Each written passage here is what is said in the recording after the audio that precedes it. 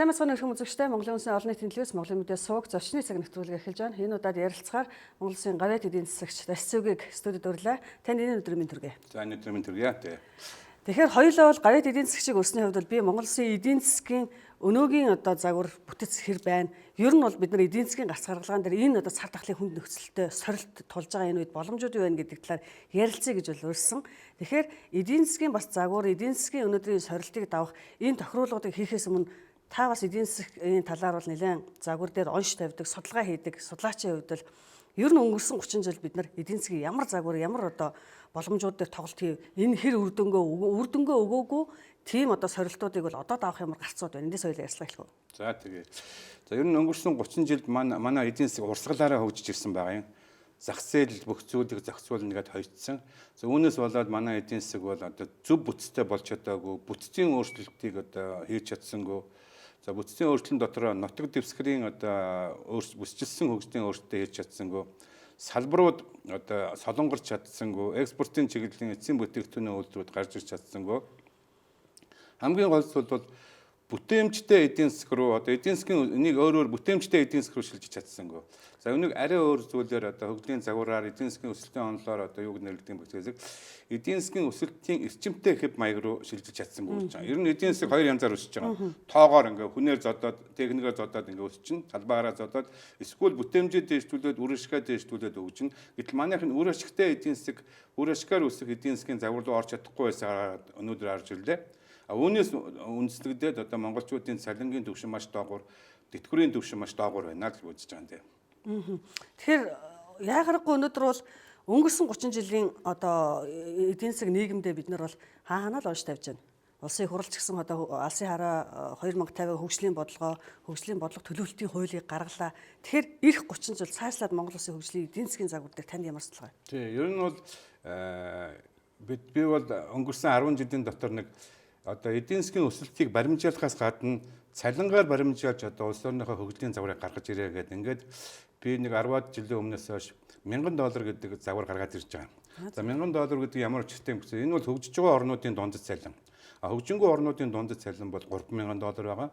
Тэгэхээр одоо ерөөсөө бид эдийн засгийн өсөлт тэдэн хувьд үргээ нэг хүн донох дотоодын нийт бүтээгдэхүүнийг $15-18,000 хүргэе гэсний оронд бол ерөөсөө ойрын 5-10 жилд ингээд дундад цалин $1000 хүргэжээ гэдгийг загвараа тавиад энэ бол нөгөө материалын зардлын үр ашиг, бүтээмжийн үр ашиг гэх зүйлүүдээ гарч ирнэ л дээ. Одоо монголчуудын бүтээмжийг 20-3 дахин нэмчих юм бол биднүүдийн цалин яг үедээ үндсэндээ дундад цалин сая 200 гэж байгаа. Яг бодит байдал дээр бол 8-900-700 мянган байна шүү дээ. Гэхдээ одоо энэ 8-900-700 мянга байгаа энэ дундад цалин бид нар 3 дахин өсгөөд 2,700,000 800,000 болгож яаж бид нар $1000 төрөх гэдэг шүү дээ.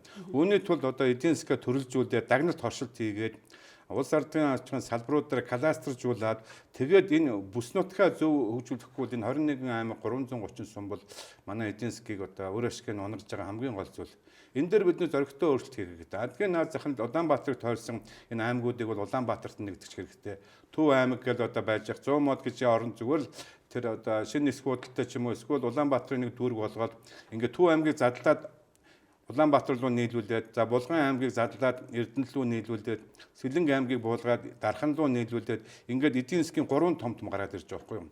Тэгэнгүүт баруун бүсийн хэдэн аймагуудыг нийлүүлээд ерөөсөө нэг захиргаанд оруулахгүй бол баруун 3 аймаг, баруун 4 аймаг гэдэг юм уу Завхан хавд, Увс, Баян үлгээд ингээд аймагуд тустай байгаад байгаа учраас бид нэг бүтцийн салбарын нутаг дэвсгэрийн бүтцийн өөрчлөлтийг хийж чадахгүй.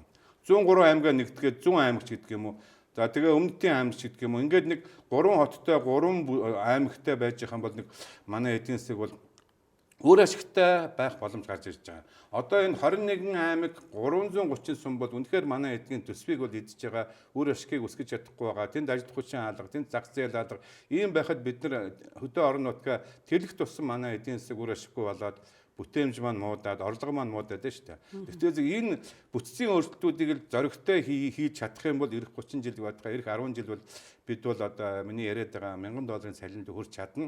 Энэ салбарын бүтцээ өөрчилж чадахгүй, За улс ордын бүс нутгийнхаа бүсцийг өөрчилж чадахгүй, дээр нь шинжлэх ухааны техник, технологийн ололтуудыг буюу инновацлог эдийн засгийг бий болгож чадахгүй бол бид нар яг өнөөгийн байгаа байдлаараа цаашаа үргэлжлээд л байна. За нэг уул уурхай жоохон хөгжин, уул уурхайд ажиллаж байгаа хэсэг хүмүүсийн цалин өндөр байна.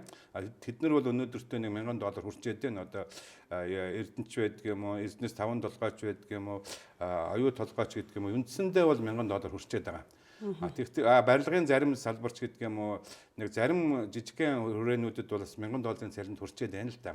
Тийм учраас бүгдөө л $1,000 цалинтай болчих юм бол залуучууд маань Солонгос руу $1,000 цалин авах гэж явах гэдэг нь зогсох учраас одоо бид нар ямар нэг төсөл эхлэхдээ шууд цалингийн төвшингийн тогтоогоод цалингаас зардлаа гаргаад зардлаа оптимизаци хийгээд энэ үндэ тохирсон орлогоо тооцоолоод за та нар ажилчтай $1,000 цалин өгөхийн тулд орлого нь тийм байх юм байна, бүтээмжийн тийм байх юм байна. Наад төслөө ингээд оруулаад иргээд ингээд шахаад эхлэх юм бол бүрэн боломж байгаа. Та тэр ярьслага ихэнд хэлсэн шүү дээ. Сүүлийн 30 жил яагаад хөгжсөн бэ гэхээр зах зээлд найдад өнгөрчлөө гэд. Бид нар 70 жил төвлөрсөн төлөвт эдийн засгтай байлаа. Тэ? Хөгцүүл одоо ингээд төр шийддэг, улс шийддэг, социализм бүтээн. Тэгээд зах зээлийн нийгэм шилжсэн 30 жилийн хугацаанд яаж одоо ижил төгс одоо энэ зах зээлийн гараа руу гарах уу гэдэг ч тодорхой биш байлаа шүү дээ, тий. Тэгэхээр найдаж өнгөрөөсөн энэ он жилүүдийг бид нар засахын тулд одоо яах вэ? Зах зээлийн ямар тохируулга байх вэ? Одоо бол ерөөсөө маш хүчтэй төрийн зохицуулт хэрэгтэй. Би одоо ингээл түргэн хөгжсөн Япон, түргэн хөгжсөн Солонгос, одоо Сингапур, Гонконг, Тайван гэл ингээл орнуудыг харж байхад бол төр үлдэх хатуу зохицуулж байна тэнд бол маш хатуу зохицуулж байна. За одоо манай инженер Нацраг нам бас хэлдэг шүү дээ тийм ээ. Би Англиас яваад ирсэн чинь тэрчнээс хатуу төлөвлөгөөтэй байдаг юм байна. Юун зах зээл вэ гэдэг байгаа шүү дээ. Одоо бид нар энэ эдийн засгийн бүтцийг өөрчлөөд жишээлх юм бол одоо их том орлоготой байгаа салбаруудын тодорхой хувийг энэ жижиг дунд үйлдвэрлэлүүдэд чиглүүл авч өгөх хэрэгтэй. Тэгээд дээр нь одоо манай гол үйлдвэрлэгчид бизнес эрхлэгч маань ерөнхийдөө бол 1-9 хүнтэй, за нэг 20 хүнтэй юм жижигхэн аж ахуйнууд байгаа байхгүй юу. Эднүүдийг дагнах торшилтонд оруулаад тэгээд нэг салбарт ер нь нэг сегментээр нэг ганц хоёрхон компаниг үлдээгээд бусд нь одоо өөр салбар руу шинэ салбар руу орох бүрэн боломжтой юм. Жишээ нь ноолуур дээр бид одоо 10,000 тонн ноолуур агж ихэд бид 3,000 л боловсруулж байгаа. 7,000 тонн ноолуурыг угаагаас самнаад цамц хийгээд эцсийн бүтээгдэхүүн хийгээд ингээд гаргах бүрэн болцоо байна. Манай ажил хүчин бол энд хүрэлцэхгүй тийм их болцоо байна. За арьс шир одоо баргаж өнгөө болчлоо тийм ээ. Нэхий өнгөө болчлоо. Бид нар бол арьс шир нэхий энэ органик хүнс. За тэгээд уд уурхайн бүтээгдэхүүнийхээ одоо эцсийн бүтээгдэхүүн зэс бүтээгдэхүүн хийх юм бол Монголд бол ажил хүчин бол дутагдж эхэлнэ. Тийм учраас хамгийн өндөр цалинтай, хамгийн өндөр бүтээмжтэй тэр салбар руу шилжээд бүтээмж багтаа хүмүүсээ одоо сая 200,000 хүн л ажиллаж байгаа шүү дээ. Энэ бүтээмж багтаа хүмүүсүүдийг тэдэн лүү ээлжиж оруулаад энэ үйлдвэрүүдэд аймагуудад жиг хуваагаад ингээд үзэх юм бол одоо биднүүдийн бүтээмж өндөр болно. Энэ хэрээрээ биднүүдийн цалин өндөр болно гэдэг ийм загвар би гаргасан. Тэгэхээр бүтээмж бол үнэхээр чухал. Тэгэхээр бүтээмжийг өндөр болгохын тулд одоо бид нэр бол одоо энэ зах зээл рүү энэ үйлдвэрлэл эрхлэе зах зээл рүү чөлөөтэй орё гэдэг хүмүүст боломж нь бол эдийн засгийн эргэлт нь бол одоо нөгөө мөнгө хөрөнгө штэ. Зээл авдаг, өндөр хүүтэй зээл байдаг. Тэгэхээр манай энэ банкны салбарт реформ хийх ёстой шүү. Зээлийн хүү буурж ээж энэ хүмүүс чинь өөрөө зах зээл рүү орох тэр хөшүүргэн нээгдэх юм шүү. Наацхан мөнгөний урсгалыг сайжруулах нь зээлийн хүү багасаад ирвэл. Яг өнгөрсөн 30 жилийн биднүүдийн алдаа бол зээлийн хүү буурч чадсангүй. За одоо тэр зээлийн зарласан хүү, банкуудын зарласан хүү бол 30-40% л байна. За яг жигэнсэн дундаж хүү нь 16-17 байгаа. Гэхдээ зэрэг жигэнсэн дунджаар бол баримжааж болохгүй л дээ. Гэхдээ зэрэг бид нар зээлийн хөөг одоо Монголд арилжааны 13 банк байгаа. 4 том банк нь бол нийт зээлийн хадгаламжаа 80-аас дээш хувийг эзэлж байгаа учраас үүнийг шууд олигопол зах зээл гэж нэрлэж байгаа. Олигополоос монопол руу шилжих зах зээл гэж. Энэ дээр бол өрсөлдөөн байхгүй. Ерөөсөө манай энэ одоогийн хэдэн банк чинь банк гэд нэрлэхэд хэцүү. Хүний мөнгийг хадгалаад өндөр хөөтэй хадгалаад дахиад зээлийнх нь 50-аас илүү хувь нь дахиад хэрэглээний зээл рүү орж байгаа учраас зүгээр нэг зуушлагчд болж хуураад байгаа байхгүй юу. Уг нь бол сул солиотой мөнгө хөрөнгийг хөрөнгө оруулалт болгоод эдийн засгийн өсөлтөнд оруулдаг ийм байгууллагыг бол банк гэж нэрлэдэг юм. Тийм учраас одоо нэгэнт Монголд энэ 13 банк өсөлдөж чадахгүй байгаа учраас төр энэ зээлийн хүү хадгаламжийн хөөгийн зохицуулахаас өөрчлөн байхгүй. Америкийн нэгдсэн улс бол маш олон жил одоо ингэж явсан. Тэгээд сүүлийн тэртээ төвөө өрсөлдөөн одоо зээлийн хөг буурсан учраас одоо ямар зохицуулт байх вэ? Жишээ нь хадгаламжийн дээд хязгаарын Америкийн хадгаламжийн корпорац, даатгалын корпорац зохицуулаад байгаа. Та нар хадгаламж авахдаа энэс дэшээ гарахгүй шүү гэд. Орос, Хятад хоёр мөн адилхан.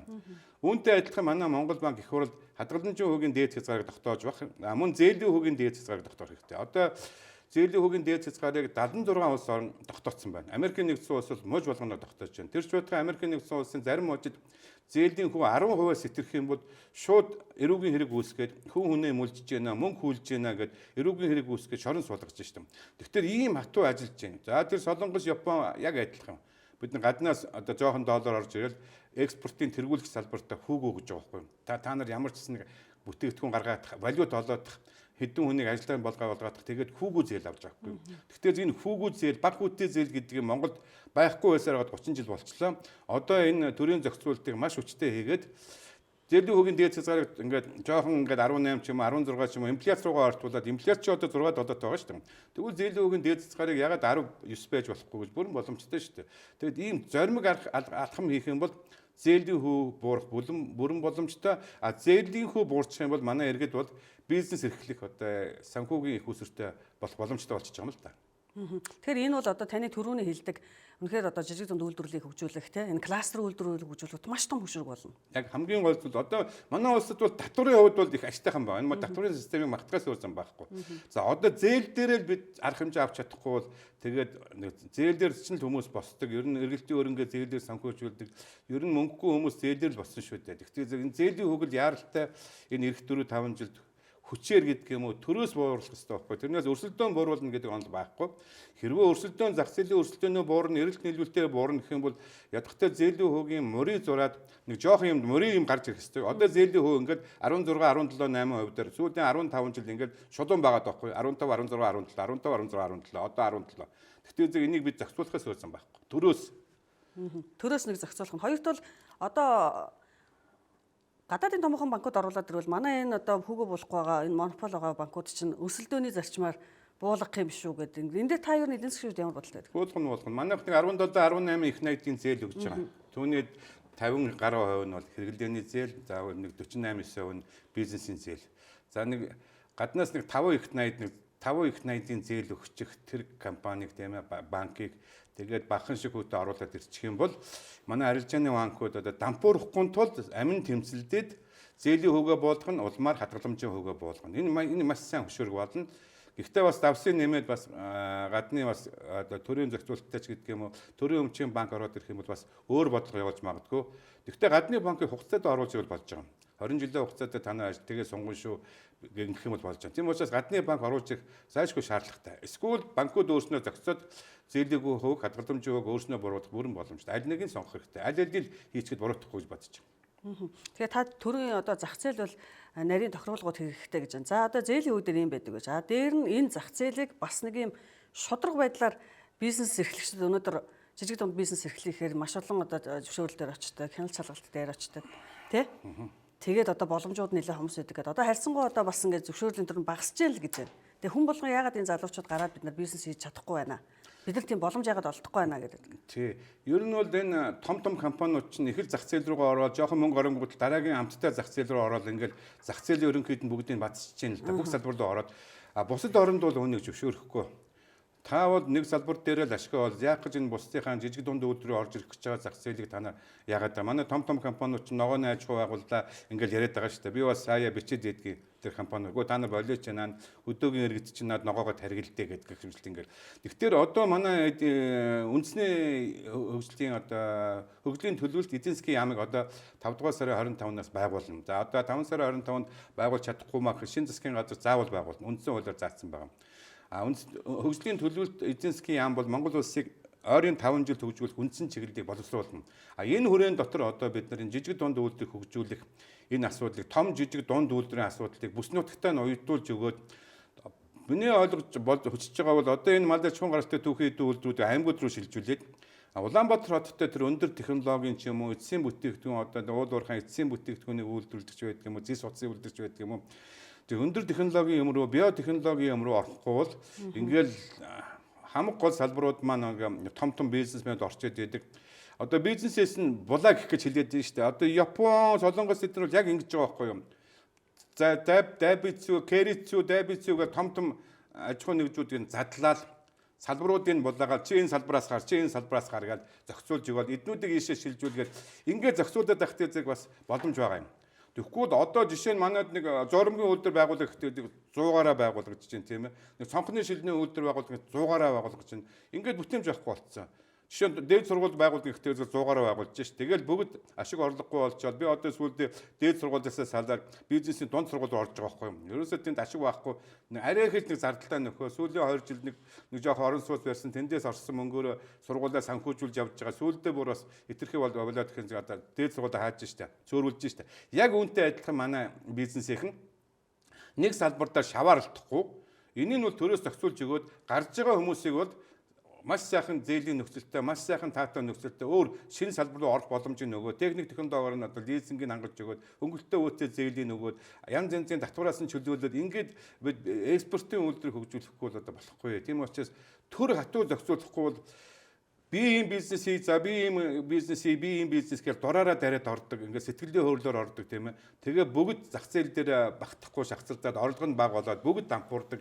Энэ системийг одоо зохицуулахаас өөр зам байхгүй. Тэгвэл хувийн хвшилтайгаа сууж агаад зөвлөж байгаа худалдаа ажилуулалтын тэнхим ажил олгогчдын эзэл үйлдвэрчний эвлэлтэйгээ засгийн газар үндэсний хөгжлийн газар сууж агаад за энэ салбараа ингэж хөгжүүл энэ салбарт ийм хүмүүсийг оруулъя. Одоо энэ орон нутгийн байгаа гэр хороолдоор байгаа энэ нөхдүүдэд жижиг дунд үйлдвэрлэлд ингэж одоо оруулъя тийм ээ. За нэг одоо хөгжлийн бэрхшээлтэй ч гэдгээ мэрэгдэд нэг гэрээр нэг ийм ажил өгчийгээр ингээд ажиллах юм бол манайх бол нэг сая 200 мянган хүн л ажиллаж байгаа шүү дээ. Үүний 300-400 мянган нь бол тэгэл малчит тийм ээ. Тэгээд цаана нь одоо ингээд хэдэн зуун мянгаар хуваагдсан байгаа.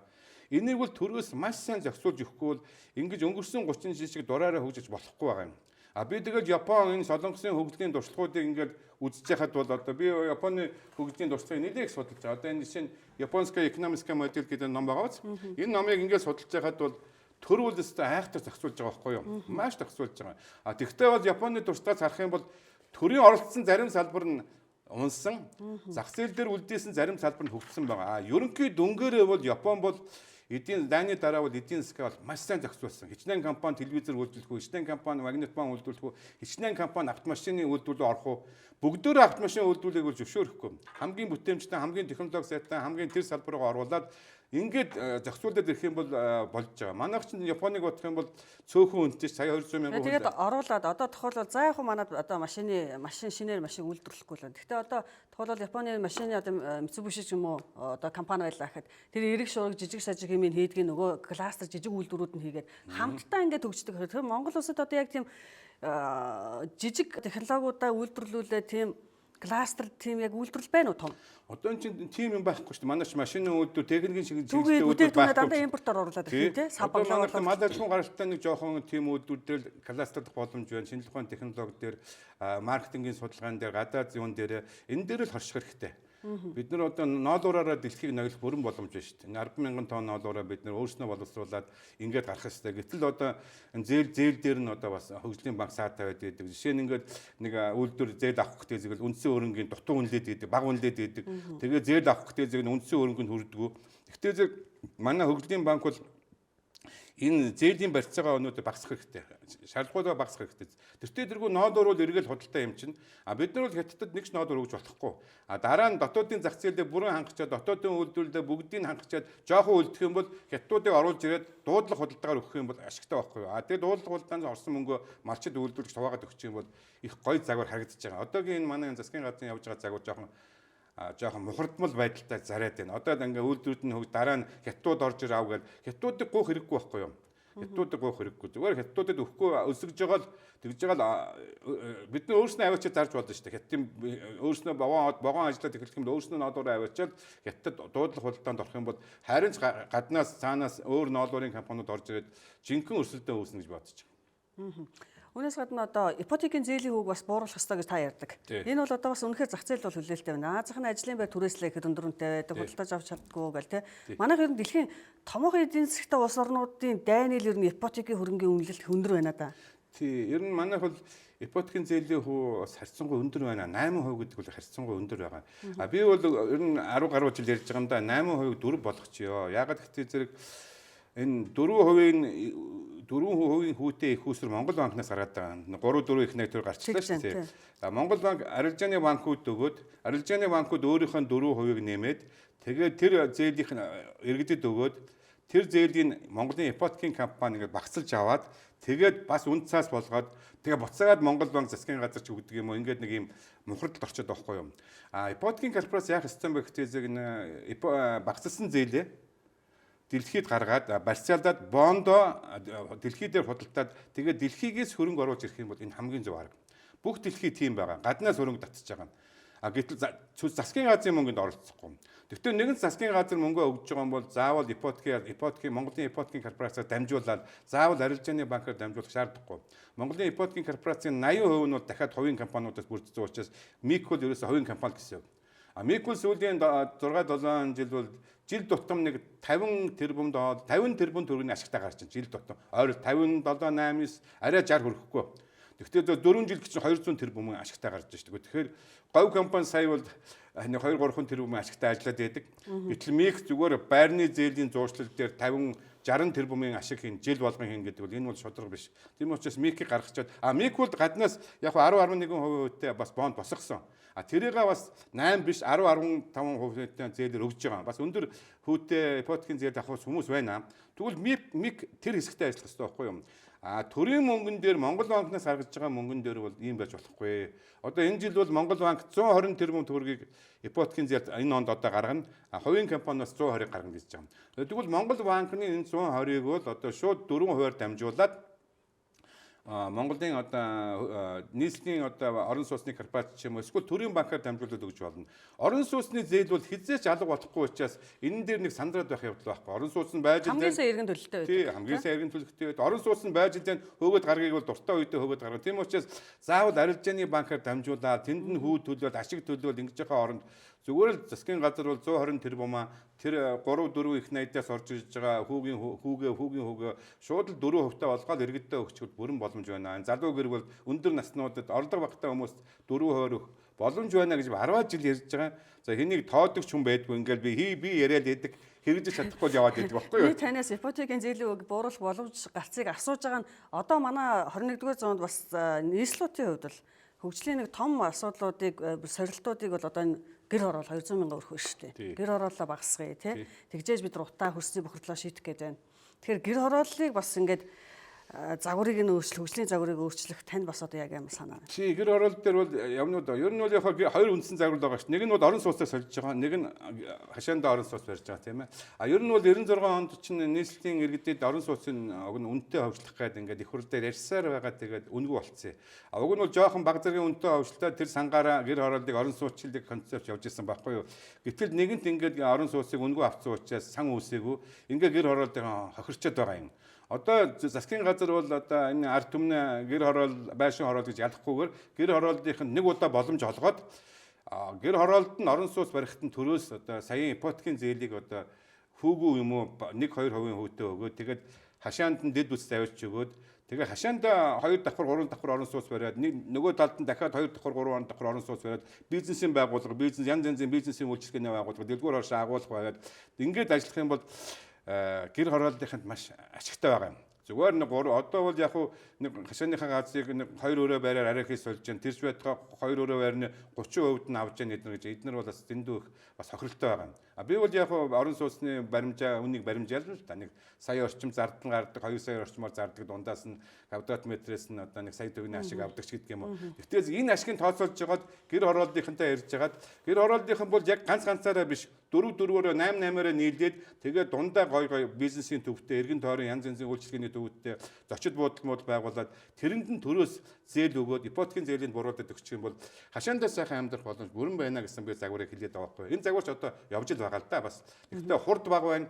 Бас гэр хорооллынх арай хохироогод байна. Арай баг үнээр газрыг үнэлж аваад байна. Таны бас дараагийн ярьдаг хөгжлийн загвар бол яхаарахгүй 20-30 жил ажиллачаад маш бага тэтгэвэр авдаг. Тэгээ тэтгэврийн тогтолцоо бол өөрөө бас өөрчлөгдөх ёстой юм шүү. Тэгээ ер нь бол тэтгэврийн тогтолцоо манайх их зогсон байдалтай байна. Тэтгэврийн тогтолцоо бол дэлхийд дээр их баялаг байна. За одоо ингээд засгийн газрын төрөөс авдаг тэтгэврээс гадна хувийн тэтгэврийн сангууд гарч ирж байна. За дээр нь одоо огч ярихгүй байгаа монголчуудын ярихгүй байгаа компани байгууллагын тэтгэврийн сан байгаа байхгүй юм. Тэгэхээр хөгжингөө орны юм уу капиталист орнуудын хүмүүсийн тэтгэврээ бол одоо үндсэндээ 70-80% нь хувийн тэтгэврийн сан байгууллагын юм уу компани тэтгэврийн сангаас авч штэ. Одоо ингээл байна гэдэг улсад л одоо 4,000 гаруй долларын одоо тэтгэвэр авч шít. Одоо 8 сая төгрөгийн. Тэгтээ зэрэг энэ ямар сони. Тэгтээ зэрэг манайх одоо энэ тэтгэврийн системийг өөрчлөх хэрэгтэй. Компаниудад тэтгэврийн санг байгуулах одоо бас л захиргаадаж гарахгүй сайн дураараа эдгээр чинь байгуулахгүй шүү дээ. Бусад орнуудад бол олцоо төрөөс нь хууль гаргаад компаниудыг ажилчдаа зориулсан тэтгэврийн сан байгуулаа гэж байгаа. Ашигаас нь ч өгч болно, зардлаас нь ч өгч болно. Тэгээд тэрэндээ оромтуулах юм бол бас урамшуул өгдөг тийм ээ. Нэг асуудал. Манай их хурлын гишүүд сая энэ хавар хувийн тэтгэврийн сангийн хуулийг өргөн барьсан. Хувийн тэтгэврийн сан бол Монгол төгж хөрсөн байхгүй юм. Ягаад гэвэл тэтгэврийн сан бол үндэс цаасаар тэр тэтгэврийн сангийн мөнгө үржүүлдэг. За одоогоор бол тэтгэврийн сангийн мөнгийг нэг 9% засгийн газар ингээд банкнд хадгалуулаад нэг жил 9-10% ингээд үржүүлээд дээ шүү дээ. Хувийн тэтгэврийн сан бол өшөө нарийн одоо үнд цаастаа аваад бусад орнуудад төгжиж байгаа дэлхийн үнд цаасны зах руу гарч байгаад ингээд 10%-оор биш 20 орчим хувиар өсгөөд байх боломж байгаа юм. Гэхдээ л дэлхийн нийтээр бол хувийн тэтгэврийн сангийн одоо ашиг гэдэг юм ашигын норм бол 10 хүрэхгүй байгаа байхгүй юу? Гэтэл одоо бид нар арилжааны банкны зээл хадгаламжийн хуучин 15-20 гэж байна шүү дээ. Гэхдээ зэрэг зовж нэг 10% эрсдэл хүлээж 20% 10% авч ирсэн зориул зүгээр л арилжааны банкнд авчиад хадгалуулчихад 15% байгаа байхгүй юу. Тийм учраас одоогийн шатанд бол хувийн тэтгэврийн сан хөгжих боломж нөхцөл алга. Хувийн тэтгэврийн сан гэдэг чинь эрсдэл энэ компаниуд дампууруул яах юм. Казахстан бол 90 оноос хойш хувийн тэтгэврийн асар олон сангууд байгуулад сая 2014 онд хаацсан. Бүгд дампуураад хадгалам зээлээ оршиж хүмүүсийн мөнгө хулгай зүгтаагаад ингээд тахсан. Бүгдийг хаачаад за одоо 2020 оноос эхлээд хувийн тэтгэврийн сангаар биш хөрөнгө оруулалтын сангаар дамжуулж тэр яг тэтгэврийн шимтгэлийг өгдөг механизм гарч ирж байгаа.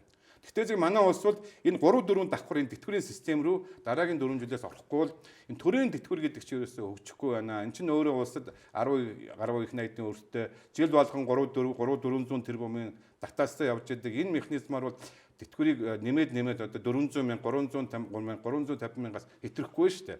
Гэхдээ тэтгэврийн системээ одоо өөрчлөх маш олон боломж байна. Маш баялаг фантазиуд байна. Бүх дэлхийн энэ дээр ажиллаад болцсон байна. Бид нар одоо яагаад араас нь явахгүй дөнгөжл хувийн тэтгэврийн сан ярьж шүү дээ. Одоо бид компани тэтгэврийн санд орох хэрэгтэй байхгүй юу? Компани тэтгэврийн санг та нэг тодруулаач. Тэгээд тухайн компанид одоо би нэг компанид 30 жил ажиллаж байгаа тэтгэврт гарлаа. Тэр компани маань намайг тэтгэвэр гарах үед одоо дампуурчул яах вэ? За тийм байна. Гэхдээ зэрэг дампуурлаас зугтдаг механизм байгаа. Энэ танай компаниуд чинь тэтгэврийн сангийн мөнгийг тэтгэврийн сангийн даатгалын корпорацид бас ингээд хариулуулчихж байгаа. Одоо энэ хадгаламжийн даатгалын корпорац гэж байгаа шүү дээ. Түүнтэй адилхан магадгүй энэ ч авч магадгүй. Хувийн тэтгэврийн сангийн даатгалын корпорац байгуулад ингээд хувийн тэтгэврийн санг мөнгө хөрөмтлүүлж явах юм бол тэднүүцээс тодорхой хувийг энэ даатгалын сандаа өгчих юм бол сая ингээд компани байгуулах юм бол зөрүүг нь тэр даатгалын сан өгөх байхгүй юу? Ийм механизм шилжчихсэн. Бас даатгалаас эрсдэхгүй бол хувийн гэдэг чинь дампуурлна гэсэн үг. Төрд байж хахад бол дампуурахгүй. Жишээ нь бол Норвегид бол тэтгэврийн сан гэж байгаа. Гэхдээ яг тэтгэврийн биш нэр нь тэтгэврийн сан. Эднэр бол ерөөсө төрд байгаа мөртлөө менежерүүд нь дандаа хувийн профессионалууд маш мэрэгжлийн хүмүүс. Тэгээд төрийн мөнгийг тэд нар үржүүлж байна. Түүнтэй адилхан засгийн газар одоо тэтгэврийн нэг 2.3 их найт жил төлөвлөдөг штэ. Тэрнийгээ одоо маш сайн менежментэд өгөөд, профессионалуудад өгөөд ингээд бас хөгжүүлэх боломж байгаа юм. Гэхдээ би түрүү хэлсэн шүү дээ Монголд хувьцааны зах зээл хөгжиж байна. Доктортой хувьцаа гаргадаг, доктортой ногдол ашиг өгдөг тийм компани өнгөрсөн 30 жил гарсангүй. Ийм байхад хувьцаанд наадаж болохгүй. Тийм учраас магадгүй шууд хэрвээ тэр тэтгэврийн шимтгэлийн тодорхой хувийг өөрснөө хариуцах гэдэг юм бол зүгээр арилжааны банкнд хадгалуулчих л та. Тэгэл 13 14% л өсөөл байж байгаа. Тэгэл 30 жилийн дараа хэдэн хувь болох юм. Тэгэл авъя л да. Энэ хариу илүү найдвартай юм уу гэсэн би бас санал тавиад байгаа. Тэгэхээр та энд нэг юу авч та Москва хотод одоо энэ хөл хоригдсан нэглэлийн оны дараа Москва хотод аж эдийн засгийн эрдэмтдийн хуралд илтгэл тавиад ирсэн. Тэгэхээр та ямар илтгэл тавьсан? Мэдээж одоо бол бид хүссэн үсээгүй мөнхийн хоёр том хөрштэй эдийн засгийн тоглогчид байна тий. Тэгэхээр одоо эдийн засгийн тоглолтуудаа илүү энэ улсуудтай сайжруулах уу гэдэг дээр бас энд гаргалгаа гаргасан гэж сонслоо. Ямар тий би Оросын улбаны улсын тэр дорн дахны хүрээлэн дээр очиж илтгэл тавьсан тий. Ер нь Орос Монголын эдийн засгийн харилцаа одоо зогсон байдалд орчлоо. Одоо Монгол Улсын экспортын 0.8%-ыг л Оросууд өгж байна. 88% нь бол хятадууд өгж байгаа. Ингээд Орос маань одоо Монголдо тусалж чадхаа ажиллаа. За Оросоос бол бид нэг сая 1 тэрбум 700 сая долларын импорт хийдэг. Тэрний тэрбум 300 сая нефт бүтээгдэхүүн бензин байгаа. Одоо бид 2 жилийн дараа бензинтэй болчихно. Ингээд манай эдийн засгийн харилцаа зогсох нэ. Манай одоо Оросод гаргаж байгаа экспорт 70-80 саяас хэтрэхгүй байна тийм ээ. та нар энэ дээр анхаараач. Та нар одоо чөлөөт худалдааны гэрээ, Евро эдийн засгийн комисстай чөлөөт худалдааны гэрээ их асуудлыг хурдлагч өгөөч тийм ээ. За манай энэ экспортыг дэмжиж өгөөч. Манай Монголын бүтээгдэхүүн Москва руу ингээд замаар явах 5-6 мянган км явж байна. Энэ хил орчмын бүсүүдтэй энэ худалдаа их Монголын экспортыг сайн дэмжиж өгөөч. Хийн хоолойгоо тавьж өгөөч тийм ээ. За Монголын одоо бусад одоо тэр усан захиргаан, эгийн голын усан захиргааны станцууд дэмжиж өгөөч. Ингээд хамтарсан ажиллагаа явуулъя. За ер нь ингээд та нар Монголыг ингээд эдийн засгийн хувьд ингээд хайчих юм бол бид нар бол Хятадын эдийн засгийн нөлөөлөлд орчих нэ. Одоо нөлөөлж байна. Манай экспортын 88% Хятадаас хамаарч байна. За энэ маань одоо явандаа манай иргэдийн одоо сэтгэл зүйд нөлөөлж байна. Тийм учраас та бүхэн одоо монголчуудыг дэмжихгүй бол бид одоо тэгээ Хятадын хараанд ороод Хятадууд бол манай өрийг одоо худалдаж аваад газар нутгийг аваад одоо цэрэгээ байрлуулах юм бол аюултай болох юм биш үү? Та нар энэ одоо хийн хоолойгоо монголоор тавиаж энэ яг нарийн ярих юм бол энэ Сибирь энэ байгаль орчмын энэ газар нутаг чинь монголчуудынх байсан юм гээд би ийм зураг үзүүлсэн л дээ. Энэ зургийг бас энэ дээр харуулчих энэ зүгээр тийм зураг үзүүлсэн тийм. Одоо энэ тайлбар нь юу гэхээр ер нь бол ингээд би ингэж хэлсэн байгаа. Сибирь бол монголчуудын газар нутаг байсан. Жушаанаас хойш тийм хамгийн сүүлд Шибан Шибаны нутаг байсан. Тэгээ хамгийн сүүлд Гүчүмө байж байгаад Оросууд ирээд булаагаад авсан. Түмийн, Тоболс гэднэр бол үндсэндээ монголчуудын нутаг байсан. За дараа нь байгаль нуур орчин бол монголчуудын нутаг байсан.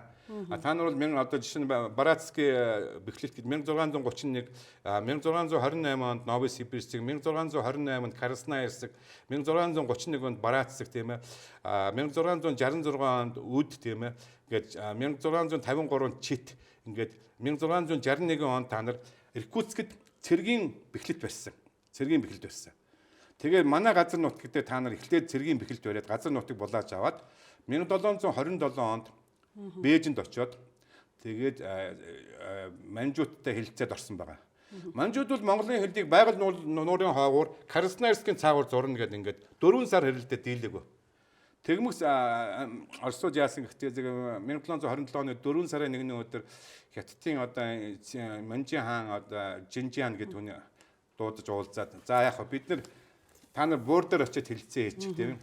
Манай энэ хэдэн сайд нар юус болохгүй. Би эднэрт нэг сайн загнаад өгчлөө. Одоо та нар буур дээр очиод хэлэлцээ. Манай танаа энэ хүсний дагуу газрын чинь түүхийг бол сая сануулангуудаа одоо бид нар бол эдийн засгийн одоо тэр байгалийн энэ байгаль нуурыг тойрсон хий газ маз гэж яг нарийн ярил Монголын юм байгаа манайх юм байгаа шүү. Ман гэж хэлэх гээд байгаа байхгүй тий. Гэхдээ ямар булаах вэ шүү дээ. Зүгээр түүхэн талаасаа л хэлж байгаа. Тэгээ сануулж байхгүй юу. Тэгэхгүй яаж юм гэхдээ зэрэг Оросын холбооны улс чинь жишээ нь Беларусь жишээ нь эдгээр орон дуур тийм ээ. Болгар гэдэг зэрэг орнууд бол байгалийнхаа үнийг 40% хямдруулж өгöd байгаа байхгүй юу. Гэтэл Монголд одоо бензиний үн Сингапурын зах зээлийн үнээр өгöd гэдэггүй. Юу вэ? Сибирийн нефт чинь Монголынх л байсан шүү дээ. Та нарт булааж авсан шүү дээ. Энэ байгаль нуурыг тойрсон одоо янз янзын одоо Тэгэхээр одоо Оросын судлаач одоо эдийн засгийн эрдэмтэд яг танд юу гэж хэлгээ? Шоконд орсон. Шоконд орсон. Тэгээ сүүлдээ хурд удирч ирсэн яриулах одоо хэдүүлээ түүх ярихаа болдгийг тэгээ хаацсан. Тэгээ би ягаад Оросын энэ дорн техникийн хөрөөлөн дээр очиж илтгэл тавьсан гэхдээ Оросын дорн техникийн хөрөөлөн бол Оросын гадаад харилцааны яамны бодлогын шинжлэх ухааны үндэслэг тавьдаг байхгүй юу. Тэгээд би одоо Монгол ингээд алдлаа шүү. Оросын эрдэмтний жишээ хэлсэн л дээ. Харамчийнх нь гээд Хятад Орос хоёр байлдах юм бол Монголыг татсан тал нь ялна гэсэн байгаа байхгүй. Би энийг хэлсэн. За та нар энэ эрдэмтнийхээ үгийг хар. Та нар Монголоо дэмж гэж хэлсэн. Тэгээд нэлээд ирээдч би бас энэ Путин рүү, Жириновский рүү эдгээр бас жоох мессеж явуулсан л да. Твиттерээр Монголын алдагдсан нутгийг явуулж энэ зургийг явуулсан. Та нар ингээд эхлээд буу зэвсгээр визэж авчаад дараа нь Бээжинд очиж Манжууны хаанд хавилгал өгөөд тэгээ Монголын хэлийг байгаль нуурын урдуур зурулцсан. Энэ үйл ажиллагаанд монголчууд оролцоогүй. Бид нар бол бас гомдлох хэрэгтэй. Одоо Хятадууд бол энэ алс орнуудын байгаль энэ бүх газар нутгаа Оросоор нэгсэн хэвээр байгаа байхгүй юу? 1989 онд хин Горбачев очиход Инсеп нь али тэр байгаль нуур энэ газар нутаг энэ Базабакл энэ Амур мөрөн хавь газар нутгаа буцааж авъя гэж хэлсэн байна. Горбачев шоконд орсон. Ирээд тайлбар хэлсэн баг юм. Үүнтэй адилхан. За ингээд Хятад газар нутгаа нэхэл байгаа. Яг нарийн ярих юм бол Оросууд очиод булаацсан байхгүй. Яг л адилхан Манжуурийн газар нутгийг Оросууд очиод булаацсан. Монголын байгаль нуур орчим Красноярсыг булаацсан. Бид нар бол гооч нэхэж чаддаггүй ичээд айгаад идэг. Хятадууд нэхээд жоохон газар аваад жоохон ашигтай 8 хийгээд идэг. Бид нар бол мэдээж Оросуудаас газар нутгаа авч чадахгүй. Гэхдээ бол нөхцөл байдлаа ойлгуулад яг нарийн ярих юм бол та нар Монголын бид нар Сибирьтэй байсан бол бид нар байгаль нуурыг тойроод борьдууд байж исэн. Энэ Чита авийн бол баргууд байж исэн газар нутаг. Би тэрийг тэгж хэлсэн байхгүй. Монголын түүхэн нут гэж хэлсэн. Заавал та ямар ч байсан түүх сануулаад. Түүхээ сануулсан тийм. За түүхийг сануулчлаа. Одоо хэдүүлээ эдийн засгчдэр бол маш шудраг тоглогчтой. Илүү ингэж байя гэдэг санаа бол гаргасан юм байна тийм. Та нар ингэж байгалийн хий өгөх юм бол жоо хямдруулаад өгөөч. Яалаа гэж Беларусь хямдруулж байгаа. Яалаа Болгар хямдруулж байгаа. Бид нар бол энэ төмийн гэдэг чинь Оросын одоо байгалийн хий нефтийн урингой эднэргээд хойшоогоо Оросын улсын төсвийг бүрдүүлж байгаа гол их үзүр нь үнэн Сибирь байна шүү дээ. Сибирь бол монголчуудын амьдарч байсан нутаг. Жучааны тэдний хүүхдүүдийн нутаг байсан. Тийм үү. За эдийн засгийн тайлбарсан. Тийм байна. Эдийн засгийн бас энэ хурал бол нэлээд сонирхолтой болсон баг шүү тийм. Сонирхолтой болсон. Шоконд орсон л да тэд нар хүмүүс. Намайг ийм ярины тооцоолог байсан баг. Шууд зогсоож гэлээс. За болио ирсэн. Арай дэндүү юмр орчлоо гэж тагшил. Тэгэхээр хоёлоо бол одоо ярьсгаа хийж ирсэн. Битэрийн ярьсгийн гол сэдэв бол одоо бид нар яах вэ? Эдийн засгийн ямар загваруудыг гаргаж ирэх вэ гэдэг. Одоо хоёлоо бол одоо ямар ч байсан Монголоос үйлдвэрлэгч байж жижиг дунд үйлдвэрлэлийн кластер үйлдвэрүүдээ бий болгоё. Энийг дэмжихийн тулд бид нар одоо энэ банкны салбарын зээлийн хүүг бууруулъя. Тэгээд энэ гэр хорооллыг яаж дахин төлөвлөж болох уу гэдээ ярьлаа. Тэгэхээр бусад салбар дээр танд одоо бас яг эдийн засгийн ямар тохируулгууд байна? Ерөөсөө л Монголын хөгжлийн загварыг томьёог би 3 өгөөр хэлэх юм бол бүтээмжийн төлөө бид сая 200 мянган хүн ажиллаж байгаа. Эднэр бол одоо маш өндөр бүтээмжтэй ажиллах хэрэгтэй. Тэгэхийн тулд маш өндөр орлоготой, маш өндөр экспортын бүтээгдэхүүн хийхгүй дотоодын зах зээл бол 3 сая хүн бага учраас бид гадагшаа экспорт эсвэл үхэл гэдэг загвар байдаг юм. Гэхдээ бид нэг экспорт руу орно. Экспортын асар их боломж байна.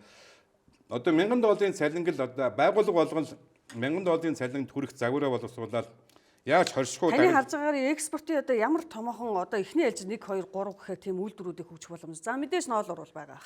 Мэдээж мал аж ахуйн гаралтай түүхийд байна. Энэ бол органик хүнс мах байна тийм ээ. Хүнс байна. Органик хүнсний бүтээгдэхүүн байна тийм ээ. Гурил ногоо могоо ч тийм байгаа.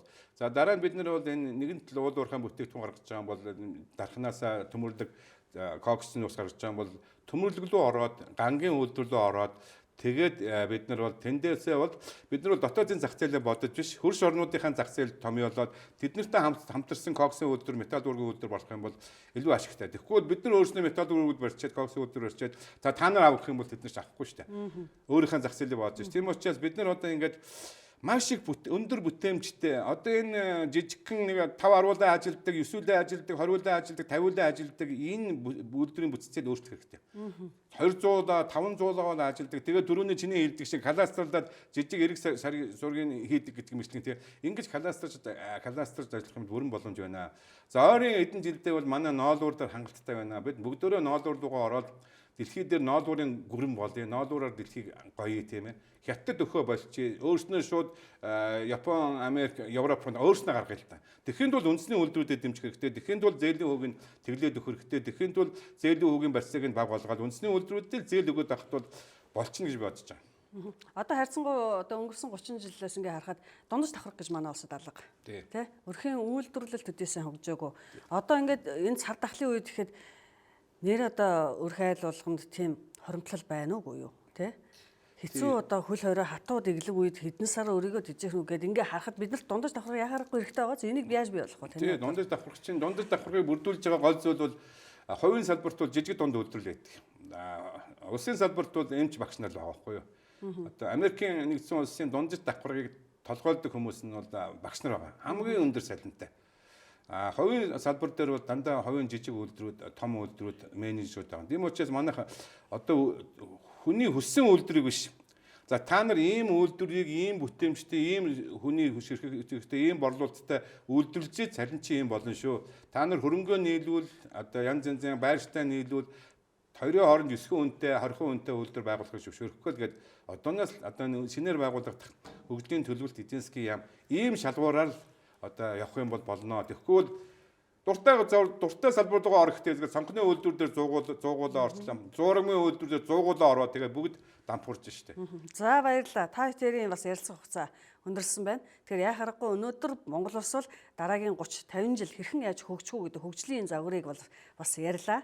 Тэгэхээр танд бас амжилт хүсье. За баярлалаа. Тэгэхээр Монголын үндэсний олон нийтийн телевиз, Монголын мэдээ суваг, зочны цаг нэвтрүүлэгтээ Монгол Улсын Гавьяат эдийн засагт асивхтэй ярилцлаа. Эдийн засгийн хөгжлийн загварыг энэ өдөр ярилцсан байгаа. Анхаарлаа хандаас үзэгч та бүхэнд баярлалаа.